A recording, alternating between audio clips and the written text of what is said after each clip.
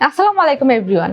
দেশ বিদেশের সর্বশেষ স্পোর্টস আপডেট নিয়ে বিয়ন্ড বর্ডার স্পোর্টসের নিয়মিত আয়োজন sports bulletin, powered by Sakurazaka Japanese language and cultural centre. আর এই আপডেট নিয়ে আপনাদের সাথে আছি আমি সুমাইয়া খানম সেজুতি। চলুন দেখে নিই আজকের স্পোর্টস আপডেট।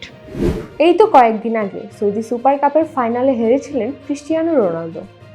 এবার একই তিক্ত অভিজ্ঞতার মুখোমুখি হলেন লিওনেল মেসি। আজ ভোরে অনুষ্ঠিত লিগ কাপের ফাইনালে ইন্টার মায়ামি ৩-০ ব্যবধানে হেরে গেছে সিয়াটল সাউন্ডার্সের কাছে।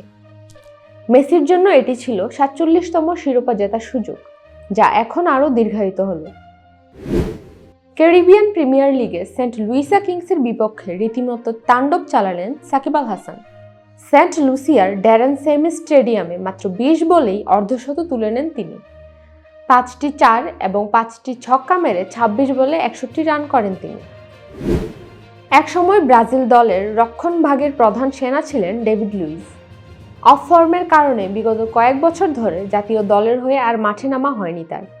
এবার গুরুতর এক অভিযোগে খবরের শিরোনাম হলেন তিনি। লুইজের বিরুদ্ধে গুম করে দেওয়ার অভিযোগ তুলেছেন এক নারী। অভিযোগ দায়ের হওয়ার পরপরই ভুক্তভোগীর জন্য সুরক্ষা আদেশ জারি করেছে আদালত। হারারে স্পোর্টস ক্লাব মাঠে অনুষ্ঠিত ২ ম্যাচের ওয়ানডে সিরিজে দারুণ ক্রিকেট খেলেই জিম্বাবুয়েকে ২-০ ব্যবধানে হারিয়ে সিরিজ নিজেদের করে নিল শ্রীলঙ্কা।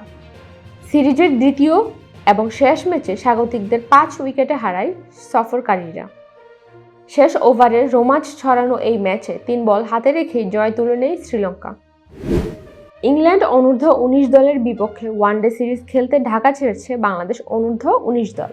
রবিবার রাত ৮টায় ঢাকা ত্যাগ করে আজিজুল হাকিম তামিমের নেতৃত্বাধীন এই দল। ইংল্যান্ডে ৫ ম্যাচের ওয়ানডে সিরিজ খেলবে তারা। সিরিজটি শুরু হবে আগামী ৫ই সেপ্টেম্বর।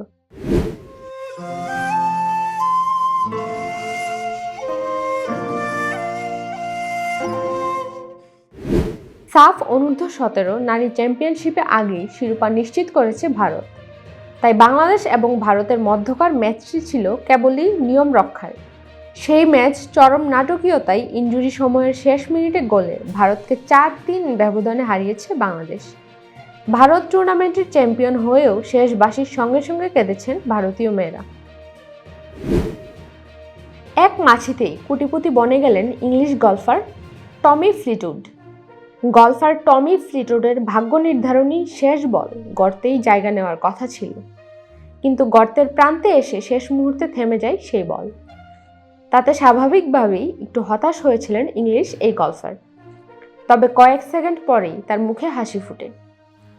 গর্তের শেষ প্রান্তে যখন বল থেমে যায় তখনই একটি মাছি বলের উপরে এসে বসে।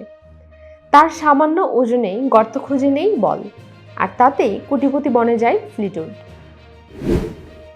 অসাধারণ জয়ে ইউএস ওপেনের কোয়ার্টার ফাইনালে নোভাক জোকোভিচ। চতুর্থ রাউন্ডে ইয়ান লেনার্ড স্ট্রাফকে উড়িয়ে দিয়েছে ৩৮ বছর বয়সী সার্বিয়ান এই তারকা। সবচেয়ে বেশি বয়সী পুরুষ খেলোয়াড় হিসেবে এই মৌসুমে ৪টি গ্র্যান্ড স্ল্যামের কোয়ার্টার ফাইনালে নাম লেখালেন জোকোভিচ। গত ২ আসরের মতো এবারও দ্য 100-এর শিরোপা জিতেছে ওভাল ইনভিজিবলস। ট্রেন্ট রকেটসকে হারিয়ে রেকর্ড ৩য় শিরোপা ঘরে তুলল তারা। লর্ডসে ফাইনালে টস জিতে আগে ব্যাটিংয়ের সিদ্ধান্ত নেই ওভাল।